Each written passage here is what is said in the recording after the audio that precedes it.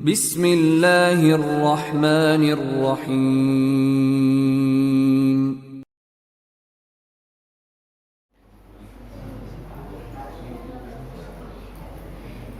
Bismillahirrahmanirrahim. Assalamualaikum warahmatullahi wabarakatuh.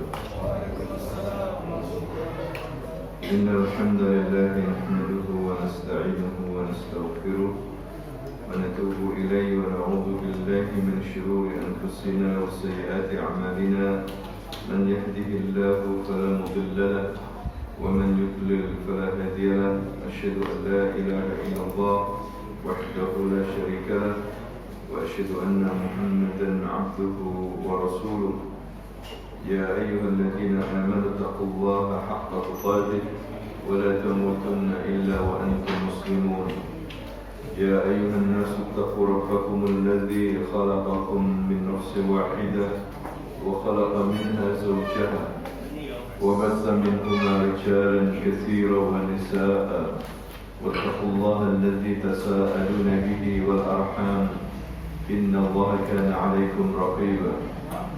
يا أيها الذين آمنوا اتقوا الله وقولوا قولا سديدا يصلح لكم أعمالكم ويغفر لكم ذنوبكم ومن يطع الله ورسوله فقد فاز فوزا عظيما.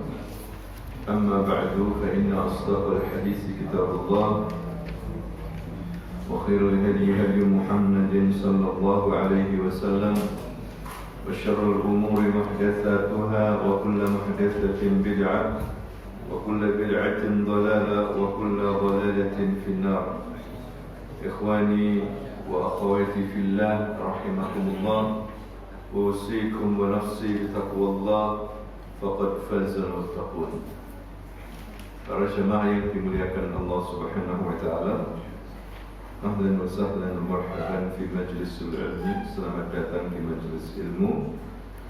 Mari kita gunakan waktu kita ini pada subuh untuk belajar terutama tentang sirah sahabat, sejarah sahabat-sahabat Nabi, di mana mereka adalah manusia-manusia yang dipilih oleh Allah untuk menemani Nabi-Nya berjuang bersama Rasulnya, yaitu Nabi Muhammad sallallahu alaihi wasallam. Mereka adalah orang-orang yang paling baik hatinya setelah para nabi. Mereka jujur dan udul. Udul itu adil. Bila menceritakan satu hadis dari Nabi, maka hadis itu diterima karena mereka tidak berdusta, walaupun mereka tidak maksum, ya, tapi mereka adalah generasi yang terbaik. Rasulullah SAW memberikan kepada mereka rekomendasi bahwa mereka adalah generasi yang terbaik, sebagaimana beliau bersabda, khairun nas qarni, ya, sebaik-baik manusia adalah generasiku. Begitu juga Allah Subhanahu wa taala memberikan rekomendasi kepada mereka bahwa mereka adalah umat yang terbaik. Mereka dijamin masuk surga, dihindarkan dari api neraka. Allah Subhanahu wa taala berfirman dalam surah Ali Imran ayat 110, kuntum khairu ummatin ukhrijat lin-nas ta'muruna bil ma'rufi wa tanhauna 'anil munkari wa tu'minuna billah. Kamu umat Islam, jadi saat itu Allah berbicara, kalian di sini maksudnya sahabat-sahabat Nabi yang muslim saat itu adalah umat yang terbaik yang dilahirkan untuk manusia, karena kamu menyuruh berbuat yang ma'ruf dan mencegah diri yang munkar, dan kalian beriman kepada Allah Subhanahu wa taala. Dan kita dilarang, hadirin sekalian, untuk mencela mereka. Bahkan seorang pun di antara mereka itu tidak boleh kita cela. Nabi SAW melarang hal ini. Dalam sabdanya beliau mengatakan dalam hadis Bukhari Muslim, la tasubbu ashabi, jangan kalian mencela sahabat-sahabatku. Falau anna ahadakum anfaqa misla Uhudin dhahaban ma balagha mudda ahadihim wala nasifa. Ya, seandainya salah seorang di antara kalian menginfakkan emas besar gunung Uhud, maka itu tidak akan menyamai infak mereka yang hanya sepersatu mud, bahkan setengahnya pun tidak. Ini menunjukkan begitu tingginya kedudukan mereka. Mereka sahabat-sahabat Nabi adalah awliya Allah, wali-wali Allah Subhanahu wa Ta'ala. Walaupun mereka manusia, punya kesalahan-kesalahan, hadirin sekalian, sebagaimana kita, tapi mereka manusia yang terbaik, dipilih oleh Allah untuk menemani Nabi-Nya, bukan kita, tapi sahabat-sahabat Nabi, dan mereka berjuang bersama Nabi menyebarkan agama Islam sepeninggal wafat Nabi Muhammad SAW. Mereka pergi ke penjuru-penjuru dunia dan menyebarkan agama Allah Subhanahu wa Ta'ala. Kita kembali pada pagi hari ini, kita akan berbicara tentang sahabat yang mulia, sebaik-baik manusia setelah para nabi, yaitu Abu Bakar As-Siddiq. Ya, paling mulianya dari sahabat-sahabat Nabi, yang dimana sepakat orang Muhajirin dan Ansar untuk membaiatnya sebagai khalifah, dan dia adalah khalifah pertama dalam sejarah Islam. Ya, bukan pengganti kenabian dan kerasulan, tapi sebagai pemimpin umat Islam yang menjalankan petunjuk-petunjuk Nabi, yang menjalankan ajaran-ajaran Nabi, berhukum dengan hukum Allah Subhanahu wa Ta'ala. Ya, dan tidak mudah, hadirin sekalian, setelah wafatnya Nabi ini disebut dengan masa transisi. Ya, setelah keberadaan Nabi yang sangat sakral, ya, yang sangat penting di hadapan para sahabat, kemudian Nabi dipanggil oleh Allah Subhanahu wa Ta'ala. Tidaklah mudah, ya, untuk memimpin umat Islam saat itu. Makanya orang-orang yang lemah imannya, terutama yang jauh dari Madinah, membuat masalah-masalah, ya, pemberontakan-pemberontakan. Mereka meyakini bahwasanya hukum kerjasama dengan Muhammad di Madinah itu hanya ketika beliau hidup, tapi ketika beliau mati sudah tidak lagi kerjasama. Ya, sehingga ada yang tidak mau memberikan zakatnya, ya, kemudian banyak orang murtad, banyak juga yang mengaku sebagai nabi, ya, mengaku sebagai nabi dan rasul, hadirin sekalian. Maka setelah disepakati oleh para sahabat kaum Muhajirin dan Ansar, dan tidak ada perbedaan, semuanya sepakat membaiat Abu Bakar As-Siddiq, hadirin sekalian. Walaupun di awal pertemuan mereka ada sedikit perbedaan, karena itu tidak tahu sebagian orang Ansar bahwasanya al-khilafah min Quraisy. Khilafah itu dari apa? Quraisy. Ya, baru sadar dengan hadis ini. Setelah mereka sadar, walaupun bukan dari Quran, dari hadis, mereka paham. Ya, ini menunjukkan pentingnya berpegang teguh kepada Al-Quran dan Al-Hadis, yaitu As-Sunnah. Ya, tidak cukup Al-Quran saja, tapi juga Al-Quran.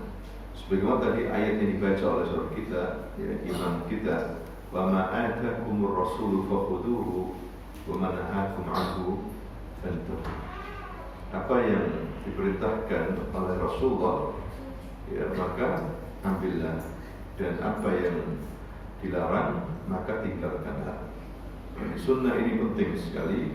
Ya, Abu Bakar tidak membaca Al-Quran, tetapi membaca hadis yang beliau pernah dengar. Dia mengatakan al-khilafatu min Quraisy. Khalifah itu dari apa?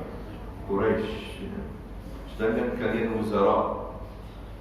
wuzara itu menteri-menterinya, wakil-wakilnya, mengatakan kepada orang Ansar. Setelah itu mereka sadar, selesai masalah, hadirin sekalian. Maka Abu Bakar dibaiat sebagai khalifah. Ada masalah-masalah yang dialami oleh Khalifah Abu Bakar As-Siddiq. Ya, tadi itu pemberontakan beberapa wilayah-wilayah yang dikuasai oleh umat Islam. Ya, kemudian munculnya orang-orang murtad, ya, kemudian juga orang-orang Arab sebagian tidak mengeluarkan zakatnya. Ya, dan juga hadirin sekalian, Abu Bakar mengirim pasukan yang dikirim oleh Rasulullah SAW, yaitu pasukan Usama bin Zaid. Ya, awalnya dikirim oleh Rasulullah di tengah jalan, mereka mendengar Rasulullah, maka ini balik pasukan.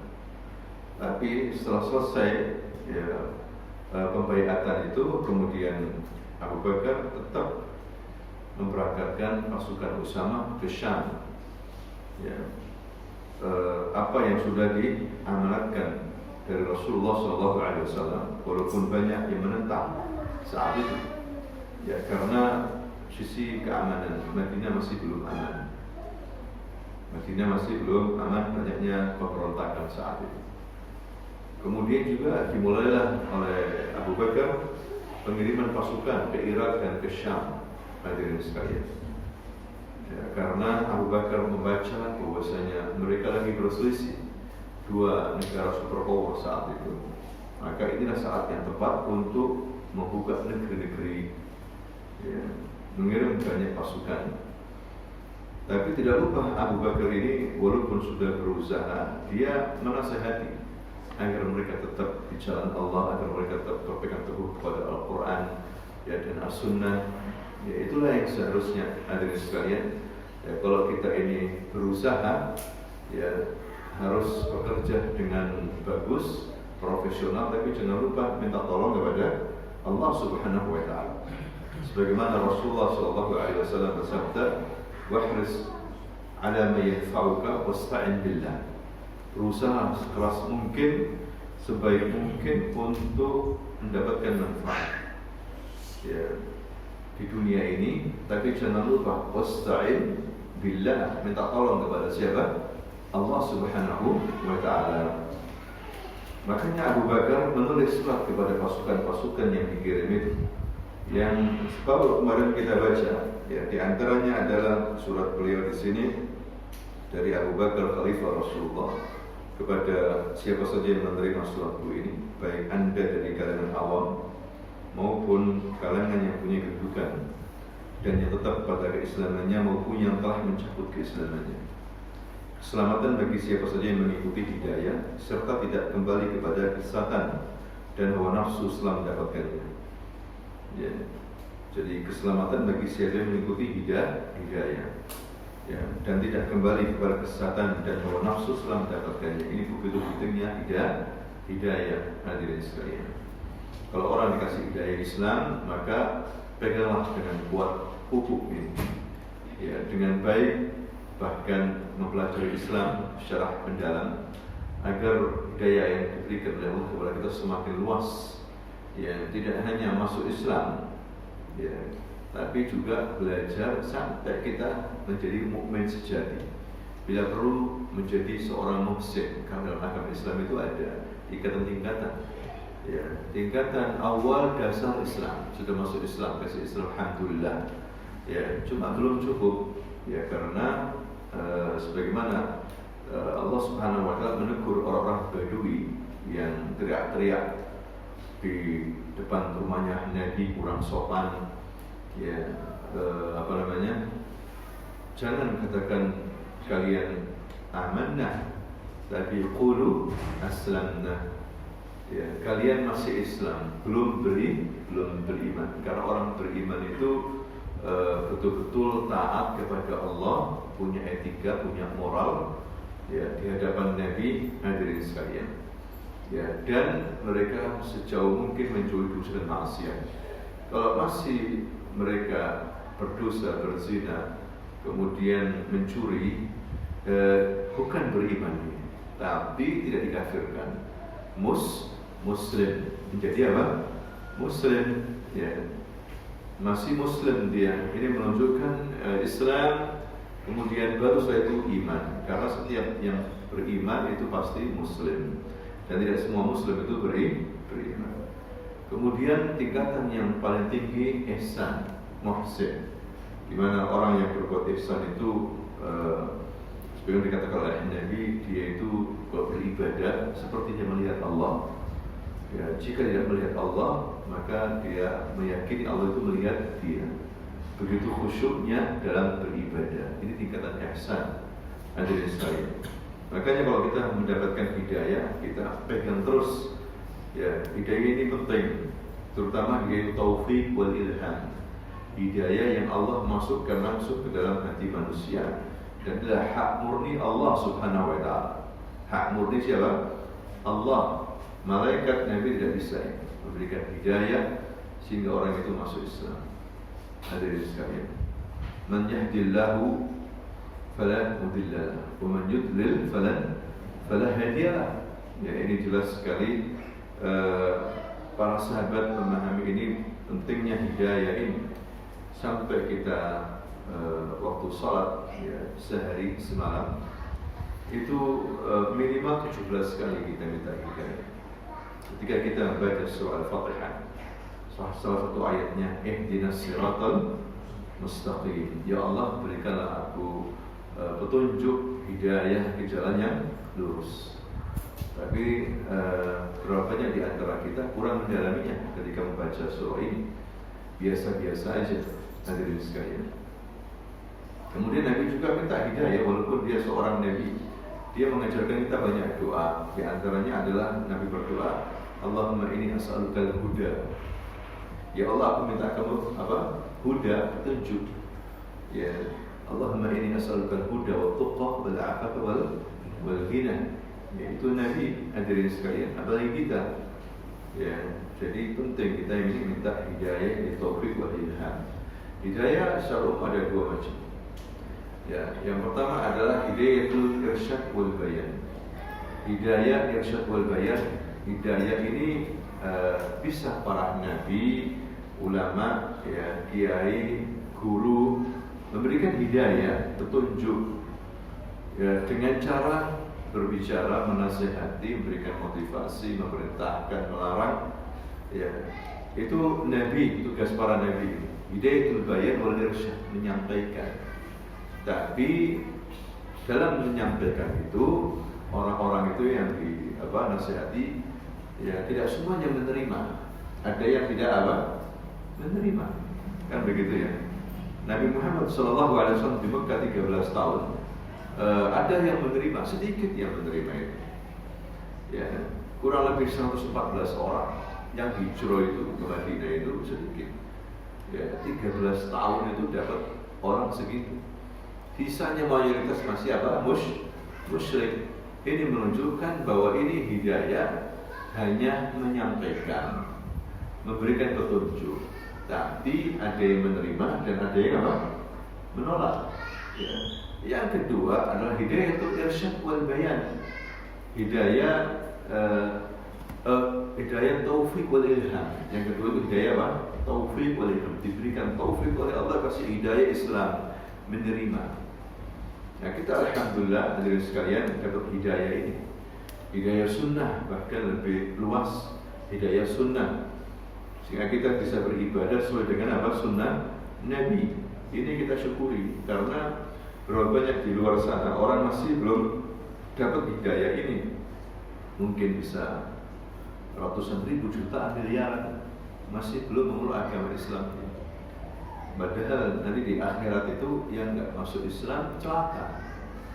Ya, tempatnya neraka selama-lamanya. Mati dalam keadaan tidak memeluk agama Islam, maka akan disiksa oleh Allah di neraka jahanam.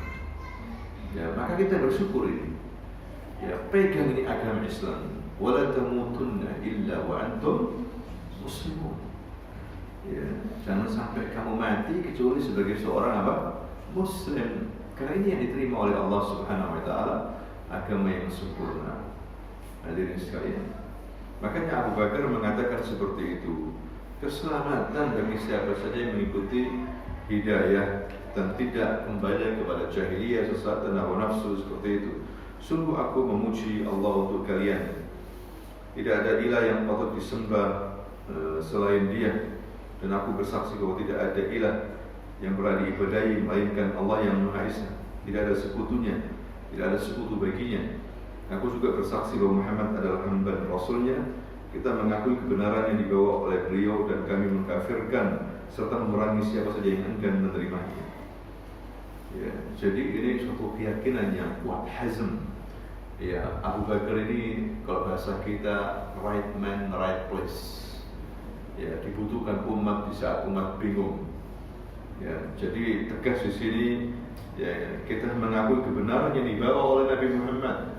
Ya, dan kita mengkafirkan bahkan memerangi orang yang enggan menerima. Hadirin sekalian, menerima agama Islam, enggan untuk menerima agama Islam, ya, dan cenderung berbuat kufur, ya, dia diperangi. Kalau umat Islam punya kekuatan, ya, mempunyai sebuah negara, diperangi. Karena kalau sudah masuk Islam harus menerima semuanya, tidak boleh sebagian-sebagian. Hadirin sekalian, karena itu tidak baik dan itu kebiasaan ahli kitab. Orang ahli kitab itu kan dikasih kitab, ya, Zabur, Taurat dan Injil ada pada mereka, Bani Israel. Tetapi mereka dihukumi kafir oleh Allah Subhanahu wa Ta'ala. Karena apa? Karena mereka mengambil sebagian hukum-hukum, meninggalkan sebagian yang lain. Afatu'minuna bi ba'dil kitabi wa takfuruna bi ba'd? Ya, apakah kalian mengambil sebagian kitab-kitab itu dan meninggalkan sebagian yang lain? Apakah itu sikap yang baik? Lah, sehingga mereka dikafirkan. Innal ladzina kafaru min ahli kitabi wal musyrikina fi nari jahannam khalidina fiha ulaika syarrul bariyah. Ya, sungguhnya telah kafirlah siapa itu? Ahli kitab, musyrikin. Hadirin sekalian, ini sikap mereka. Ini pemahaman yang harus kita pahami bersama. Jadi harus menerima secara keseluruhan. Ya, seperti orang musyrikin. Orang musyrikin itu mereka salat, ya, tawaf, bahkan tawaf di Ka'bah panjang. Kenapa mereka tawaf di Ka'bah panjang? Karena mereka merasa malu, dosa-dosa mereka itu banyak, sehingga tidak berpakaian. Biar apa ya? Biar apa? Tawadhu begitu. Menurut mereka saat itu. Jadi bukan karena tidak ada etis, tidak ada etika, adab. Mereka nggak tahu itu. Justru mereka tawaf itu telanjang karena mereka merasa apa? Banyak berbuat dosa dan maksiat. Kecuali orang keturunan suku Quraisy kasih baju, nggak boleh tawaf telanjang. Orang Quraisy yang punya nasab apa? Quraisy dikasih baju kalau tawaf telanjang. Ya, mencopot bajunya mereka itu, tapi kemudian dikasih baju, dikasih kain. Khusus orang apa? Quraisy. Tapi selain Quraisy, kalau sudah tawaf melepas baju. Menurut mereka itu etika tinggi. Hadirin sekalian. Kemudian mereka juga yastaghfirun, beristighfar. Mereka juga haji. Ya, tapi tidak manfaat. Tetap dikatakan musyrik karena ada sisi-sisi yang mereka salah. Beribadahnya tidak langsung kepada Allah, tetapi bertawassul kepada berhala, kepada setan. Ya, bertawassul, salahnya mereka itu. Tidak langsung kepada siapa? Allah, maka tidak manfaat. Memahami agama separuh-separuh, setengah-setengah. Hadirin sekalian. Ya, menerima sebagian, menolak sebagian. Paham ya? Percuma. Tidak ada artinya itu ibadah mereka itu. Tetap dikatakan musyrik, bahkan Nabi diperintahkan untuk memerangi mereka. Ya, orang musyrikin. Begitu juga iblis. Iblis itu, hadirin sekalian, melaksanakan 3 usul pokok dalam masalah akidah. Tapi tetap dihukumi kafir, dilaknat oleh Allah, diganti mukanya, muka yang paling terburuk di antara makhluk yang ada. Padahal dulu bersama para malaikat di mana surga. Dia ini sudah berprinsip 3 pokok. Pertama, dia iman kepada Allah. Yang kedua, dia itu berdoa langsung biduni wasithah, tanpa tawassul.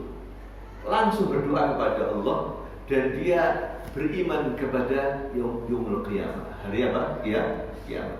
Dia mengatakan apa? Qala fa'andirni ila yaumi yub'atsun.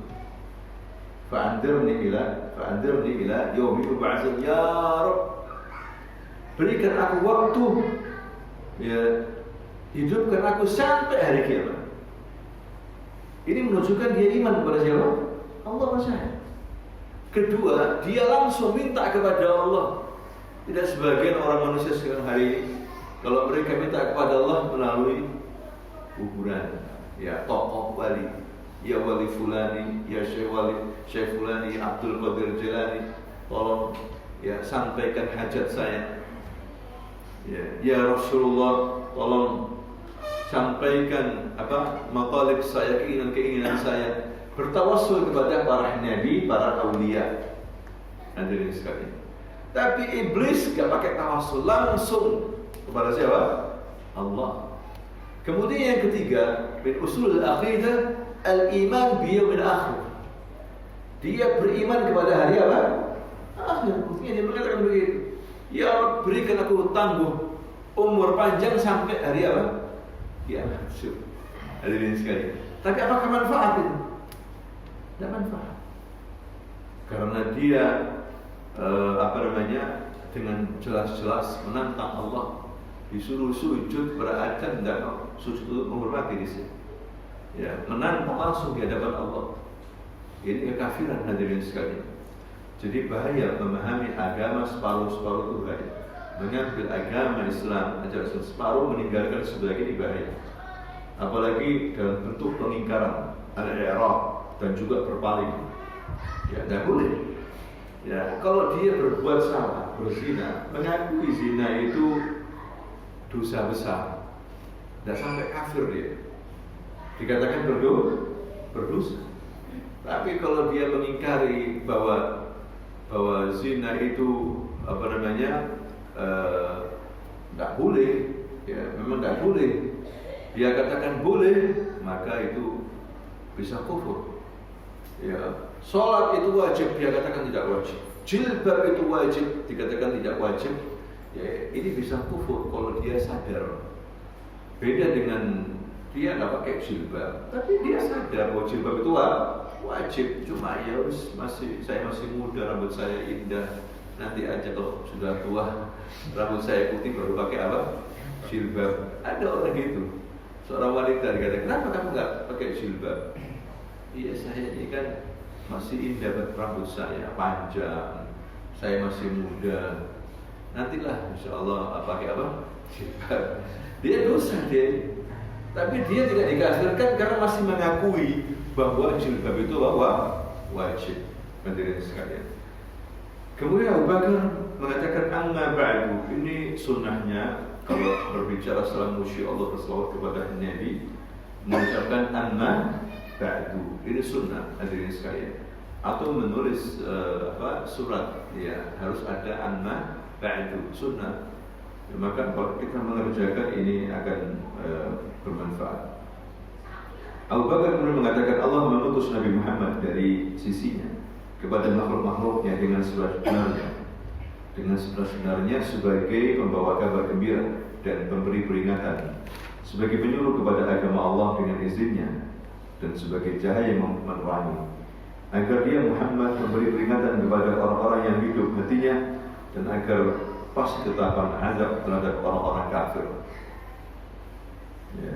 Ini tujuan Nabi Muhammad, mengajarkan umat, memberikan peringatan agar orang-orang yang hatinya itu hidup, ya, bisa bercahaya, dan azab itu tetap pada orang yang kafir. Sudah ditegakkan hujjah, sudah ditegakkan apa? Hujjah, sehingga nanti pada hari kiamat tidak ada alasan. Ya Rabb, Engkau belum utus kami, tidak ada Rasul memperingatkan kami. Lah, sudah ada semuanya. Rasul-Rasul memperingatkan. Baik itu Rasul yang diceritakan, ada Rasul yang tidak diceritakan. Ya, kita tidak bisa tahu. Misalnya ada orang-orang di hutan belantara Afrika sana masih menyembah jin, menyembah patung, menyembah pohon, batu, animisme, ya, atau di Papua sana. Bagaimana mereka yang di sana itu kan nggak ada Rasul. Kata siapa? Anda tahu? Ya, bisa jadi sudah datang kepada mereka, tapi mereka menolak. Bisa jadi mereka dikatakan orang-orang yang tersesat jalan dari para nabi, ya, atau mereka menyimpang dari jalannya para nabi. Orang-orang yang berikan petunjuk, mereka tidak mau kumpul, menyimpang, akhirnya disesatkan sama setan. Makanya kalau kita ini tidak mencari teman yang baik, masjid yang baik, majelis ilmu, disesatkan sama setan kita. Ya, itulah asal usul mereka itu begitu dulu. Hadirin sekalian, kenapa sampai mereka itu menyembah setan, menyembah batu, menyembah pohon? Karena disesatkan oleh apa? Setan. Karena mereka tidak mengikuti orang-orang yang bersama Nabi. Hadirin sekalian, nah itulah Abu Bakar mengatakan seperti itu.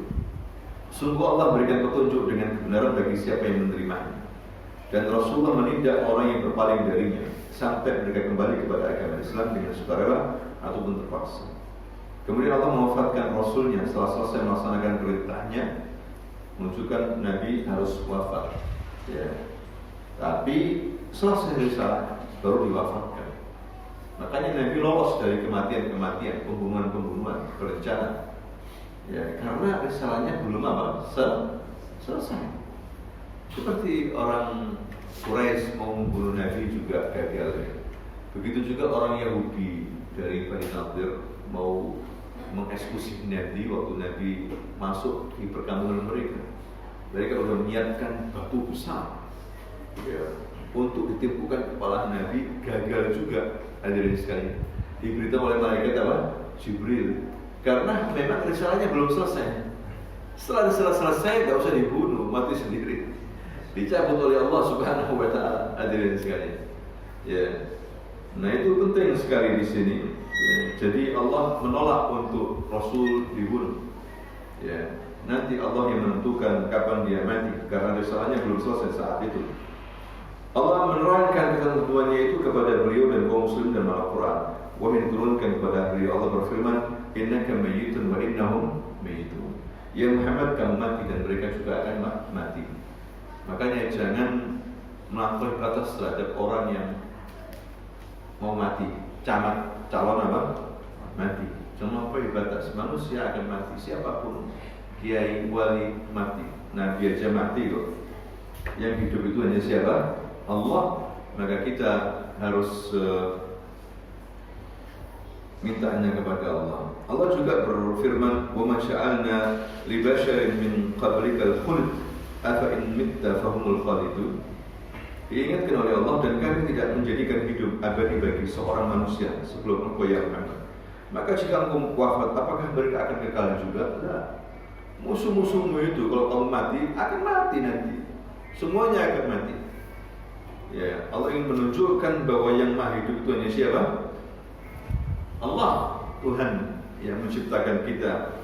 Dan Abu Bakar makanya menasihati Umar saat itu, ya, ketika enggak percaya Nabi itu mati, dibacakan ayat ini dalam surah Ali Imran ayat 144. Wa ma Muhammadun illa rasul qad khalat min qablihi ar-rusul afa in mata aw qutila qalaqtum ala aqabikum wa man yanqalib ala aqibai fala yadurrullaha syai'a wa sayajzillahu asy-syakirin. Dan Muhammad hanyalah seorang rasul. Ya, sebelumnya telah berlalu beberapa rasul. Apakah jika dia wafat atau dibunuh, kamu berbalik ke belakang lagi, murtad, jahiliyah lagi? Barang siapa yang berbalik ke belakang, maka ia tidak akan merugikan Allah sedikit pun.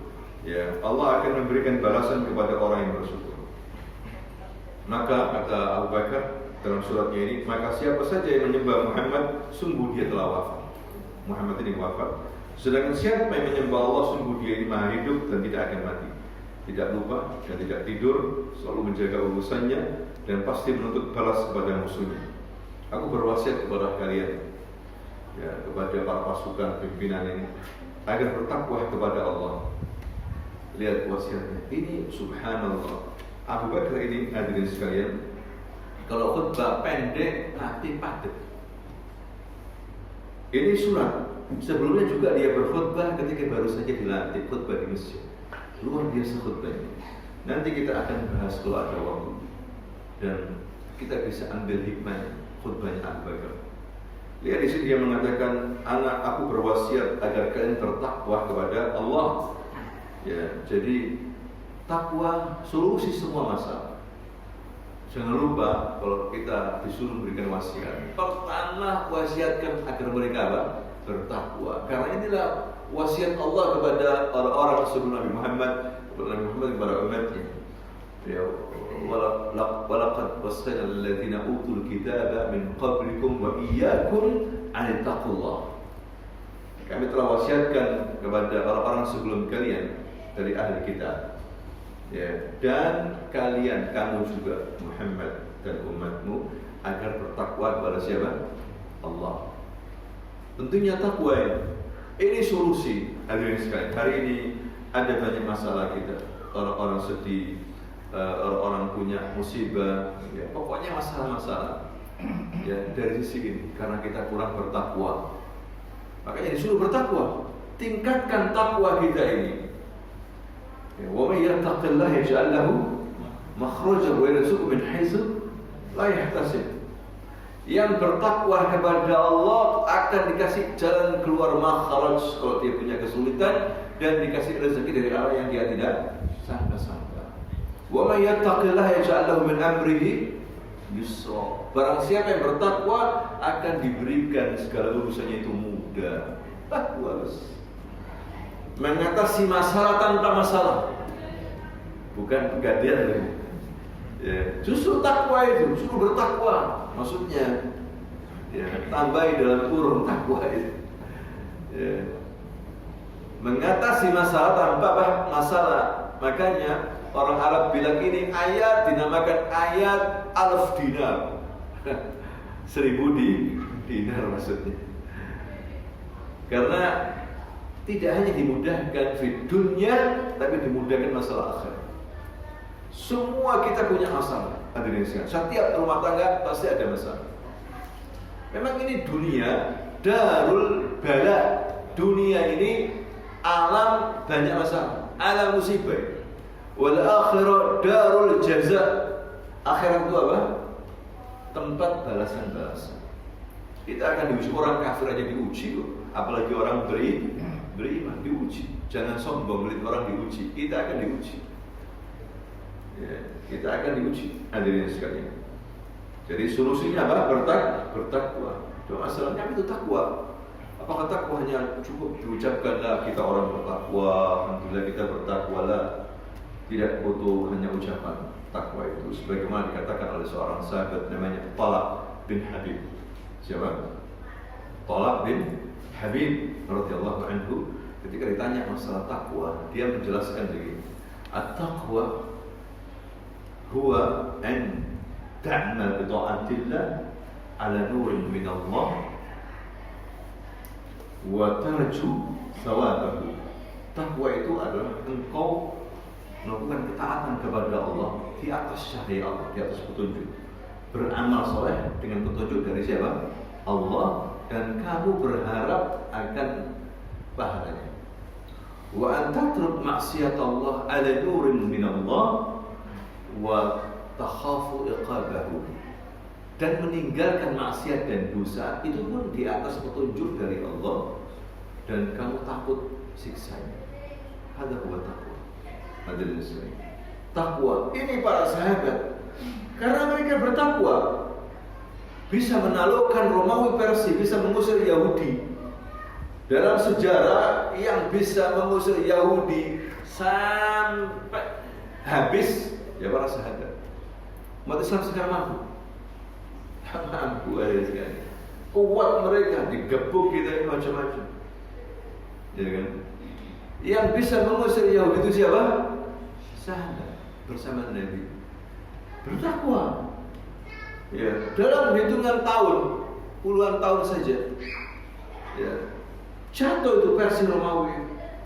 Mereka membuka negeri-negeri. Berani, takwa. Mereka orang-orang yang paling bertakwa.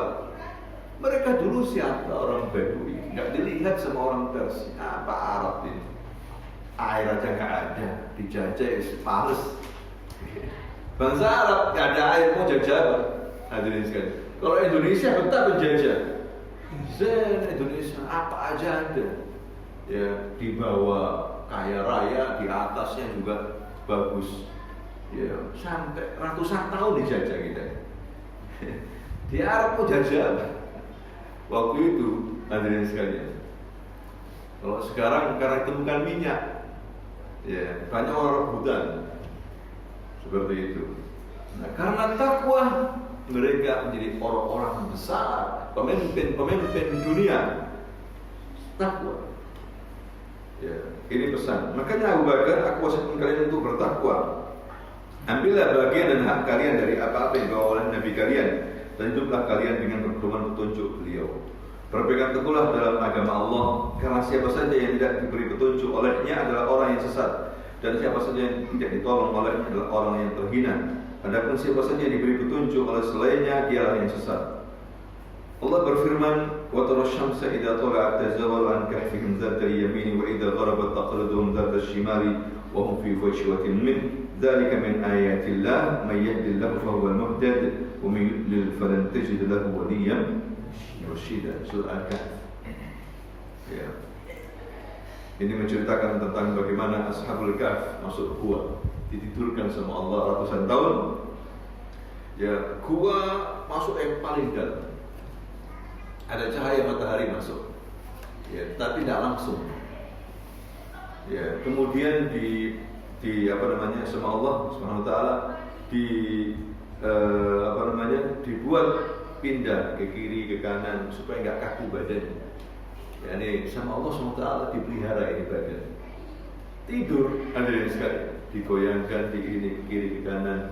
Matahari begitu juga masuknya nggak langsung, ya sehingga mampu bertahan badan itu 300 lebih tahun. Ya, luar biasa sekali. Baru kemudian Allah Subhanahu Wa Taala mengatakan, "Man yahdillahu fahuwal muhtad." Barang siapa yang diberi hidayah oleh Allah, maka dia di atas apa? Petunjuk. Menunjuk dari farantajillah waliyyan mursyida. Barang siapa yang disesatkan, tidak ada penolong dan tidak ada yang bisa memberikan petunjuk kepadanya. Jadi yang tetap memberikan hidayah itu siapa? Allah. Ya, banyak wasilah-wasilah hidayah banyak sekarang ini.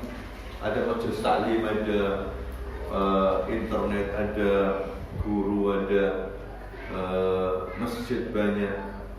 Tapi belum dapat hidayah. Tidak mau menjalankan ibadah atau sunnahnya, belum dapat hidayah. Hadirin sekalian. Ya, tapi ada orang-orang yang di sekitarnya kekafiran yang sangat justru dapat hidayah. Ya, seperti siapa? Istrinya Fir'aun. Suaminya sekafir-kafir manusia, istrinya mukmin dapat hidayah. Mukminah dapat hidayah. Ya kan? Ya, padahal sekitarnya kekafiran, kezaliman, ada dapat hidayah. Ya kita nggak tahu. Justru di Eropa sekarang hampir tiap hari orang masuk Islam sekarang. Di Amerika dapat hidayah. Di Spanyol ya masuk Islam. Hadirin sekalian. Kristennya ortodoks sana masuk Islam, alhamdulillah. Ya, di sini banyak masjid azan bersautan, saya belum dapat hidayah. Kasihan kan? Nah ini hidayah itu memang Allah Subhanahu Wa Taala memberikan langsung, hadirin sekalian. Tidak ada satu amal pun yang diterima hingga seseorang mengikuti petunjuk agamanya. Dan tanpa keimanan tidak ada satu amalan wajib atau sunnah yang akan diterima. Jadi kembali ke takwa. Takwa itu ada dua unsur, iman wal amal. Iman wal amal. Tidak hanya keyakinan saja yang benar, tapi juga amal, banyak beramal yang wajib maupun yang sunnah. Hadirin sekalian, kalau amal kok tanpa iman nggak diterima sama Allah Subhanahu Wa Taala. Jadi harus menyempurnakan dua hal ini.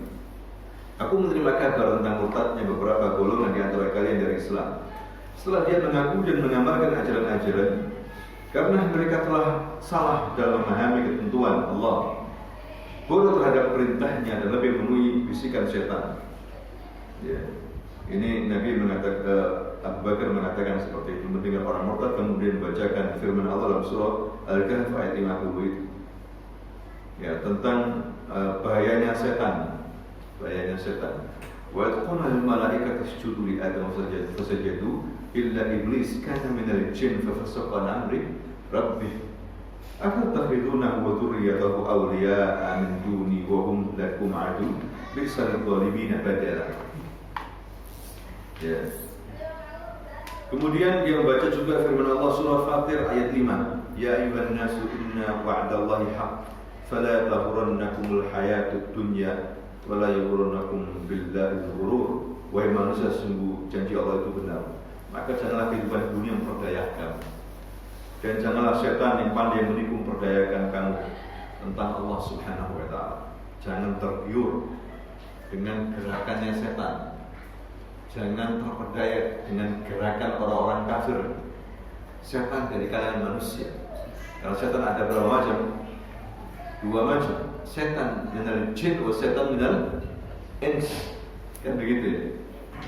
Minal jin wal ins.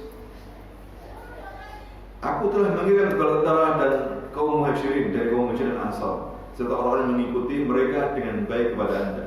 Aku perintahkan mereka agar tidak menerima dari seorang pun selain keimanan kepada Allah. Aku juga memerintahkan mereka agar tidak memburu siapapun sebelum disuruh untuk beribadah hanya kepada Allah. Jangan asal bunuh saja, maksudnya begitu. Sampaikan dakwah dulu, jangan perang langsung. Jika dia memenuhi dan mengakui serta mengamalkan dengan baik surat tersebut, maka pengakuannya diterima, serta dia akan ditolong. Tetapi jika dia menolak surat ini, maka bala tentara itu akan terus menyerang sampai dia kembali kepada agama Allah. Setelah itu siapa saja yang bersikeras menolak, niscaya akan dihukum.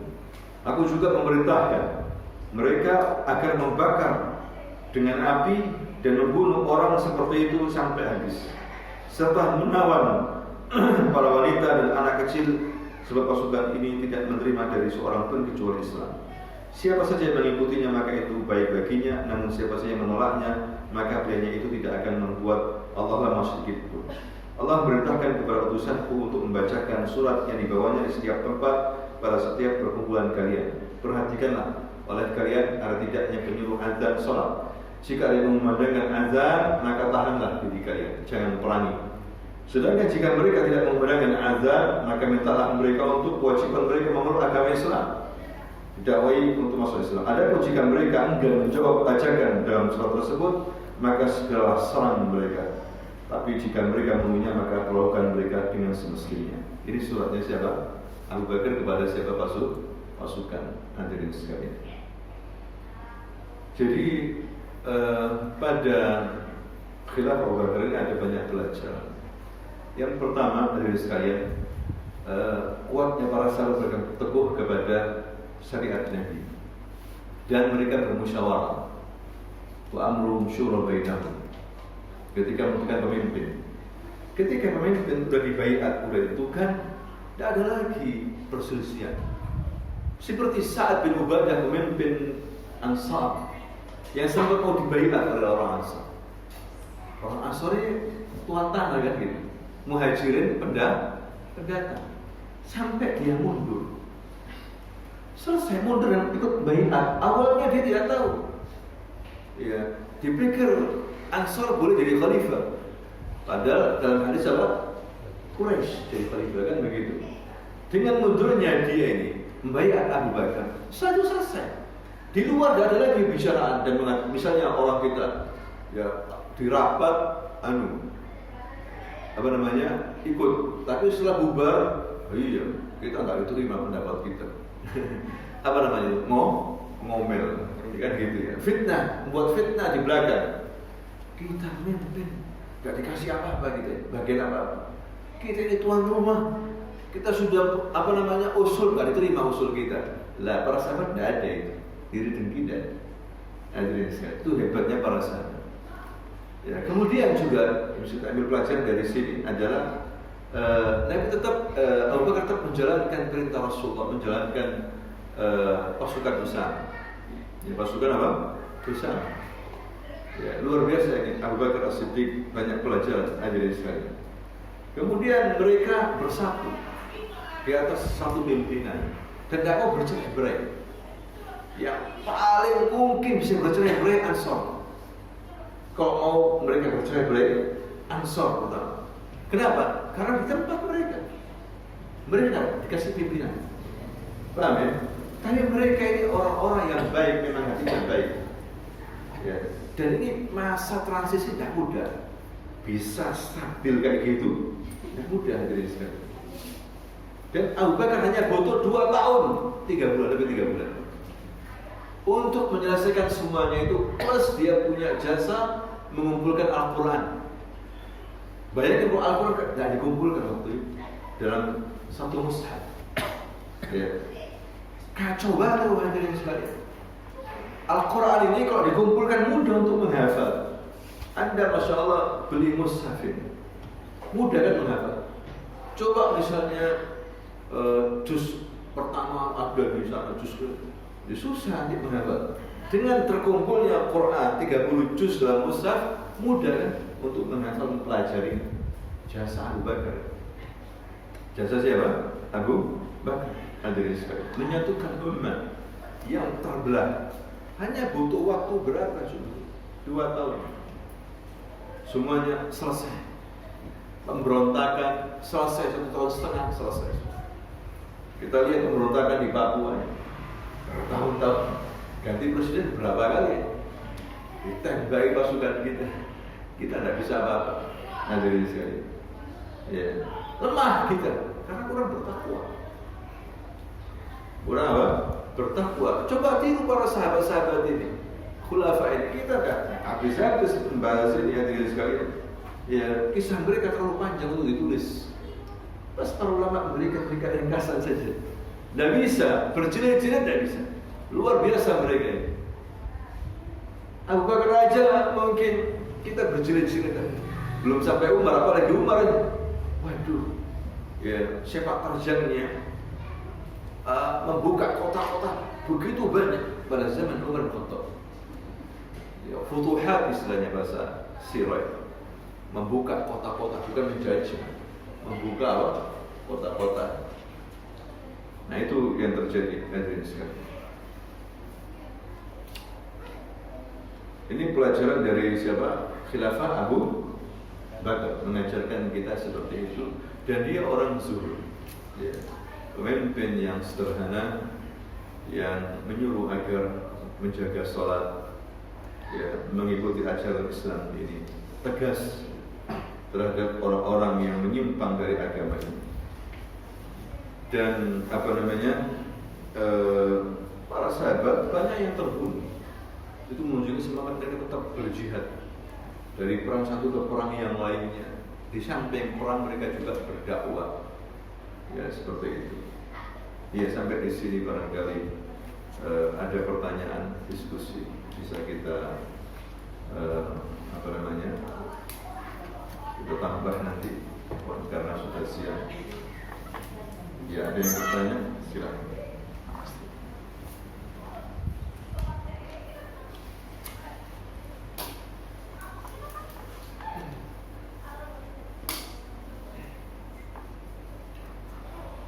Ya, Nabi memberi ranking pada sahabat-sahabatnya. Bagaimana dengan para sahabat, istri-istri sahabat? Kalau kembali suami sukses ada peran istri. Untuk kami selipkan pada kisah para sahabat di antara sahabat, ya. Iya hadirin sekalian. Maksudnya sahabat di sini tidak hanya untuk apa? Laki-laki, tapi juga untuk perempuan. Panjang juga bisa sahabat perempuan, luar biasa mereka. Ya, saya juga mengumpulkan khusus untuk sahabiat, kisah-kisah sahabiat yang bisa kita ambil pelajaran, khususnya juga para ibu-ibu, para wanita. Mereka ini orang-orang mulia. Ya, orang-orang mulia dan juga ada yang ikut berjihad, ada yang ikut sebagai bidan ya ketika para sahabat luka, yang mengobati juga ada perempuan-perempuan. ikut serta semuanya dalam kebaikan, ya, cuma pada posisinya masing-masing. Posisinya apa? Masing-masing. Ada yang jadi guru, ya seperti itu. Jadi apa namanya? Para perempuan juga ada ranking-rankingnya juga. Ya, seperti Ummahatul Mukminin kita dahulukan dari wanita-wanita yang lain dari para sahabat. Ya, Ummahatul Mukminin, istri-istri para nabi, menduduki yang paling tinggi hadirin sekalian. Kemudian baru setelahnya, ya, sahabat-sahabat wanita yang lain. Ya, begitu juga secara umum Nabi juga mengatakan ada 4 wanita pemimpin surga, yaitu Khadijah binti Khuwailid istri Nabi, dan siapa lagi? Asiyah binti Muzahim istrinya Fir'aun, Fatimah binti Muhammad, ya, kemudian Maryam. Rasul juga menambahi Aisyah. Dan kelebihan Aisyah di antara wanita-wanita yang lain seperti sarid min sawah min sa'il ta'am. Sarid ini bubur gandum dicampur dengan daging. Ya, ini dimakan biasanya waktu hari raya atau kondangan-kondangan itu makan ini. Momen-momen besar, dan biasanya yang bikin tuh orang kaya. Pokoknya enak. Kata Rasulullah, perbedaannya Aisyah dengan wanita-wanita yang lainnya yang ada seperti makanan apa? Sarid. Dari makanan-makanan yang lainnya, dia memberikan suatu permisalan yang indah sesuai dengan sifatnya. Ya, yang suka masak, ibu-ibu kan biasanya pamer apa? Masakannya kan gitu. Yaitu Nabi memberikan ranking-ranking kepada siapa? Wanita-wanita. Yang tidak lepas daripada tokoh-tokoh wanita yang sudah kita dengar hadirin sekalian.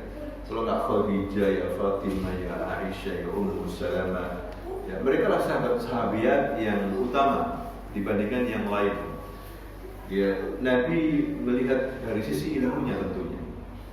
Yang mengambil banyak ilmu Aisyah, ya, yang mengambil dari sisi perjuangan dan menemani Nabi dengan cara yang baik dan memberikan modal dan mendukung Nabi, ya Khadijah binti Khuwailid.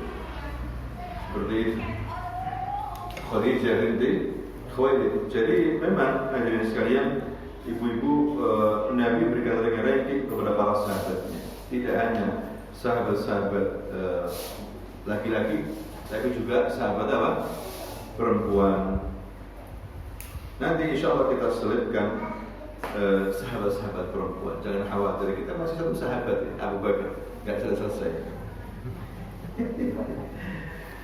Nah, ya. Jadi mereka ini yakin falah wan najah, sukses ya, dan menang itu mengikuti kitab dan apa? Sunnah. Yaitu pelajaran dari Abu Bakar hadirin sekalian. Tidak hanya Quran saja, tapi sunnah juga. Buktinya ketika saat itu pada pemimpin Ansar mau dibayar itu, dikatakan sama Abu Bakar, tahu kamu, ya, kau mau diangkat sebagai khalifah, tidak ada masalah kan ini. Cuma kita nasihatkan. Abu Bakar menasihati dengan bijak bahwa khilafah itu dari apa? Quraisy. Hizbut Tahrir pernah dalam muktamarnya, karena nggak ada khilafah, nggak muncul khilafah, akhirnya mengirim surat ke Khomeini, tokoh Syiah, untuk jadi khalifah fil ardh. Ngawurnya Hizbut Tahrir.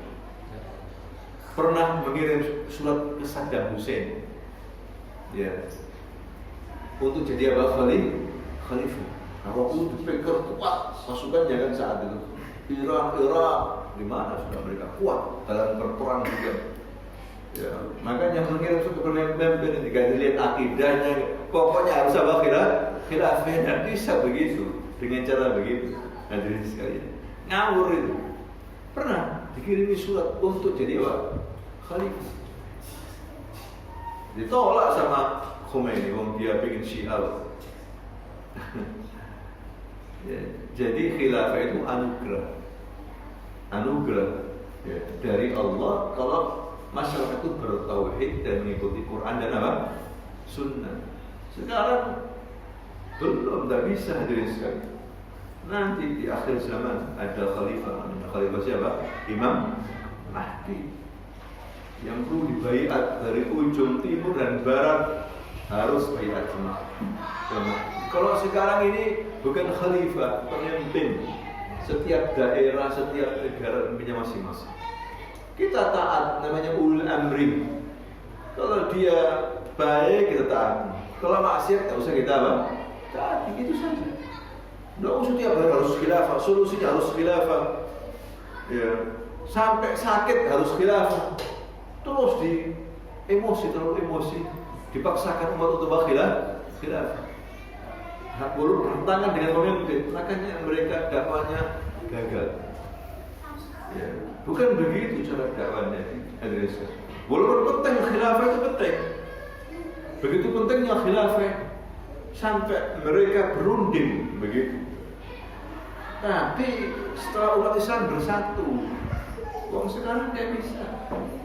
Yang di Arab pakai sistem kerajaan, yang ini republik, yang ini. Ya, setiap ada gerakan khilafah ditebas habis. Jadi khilafah itu anugerah dari Allah. Nanti Allah yang ngasih, hadirin sekali. Yang penting kita ini mengamalkan syariat Allah sekarang, pribadi maupun masyarakat. Nanti hasilnya Allah kasih apa?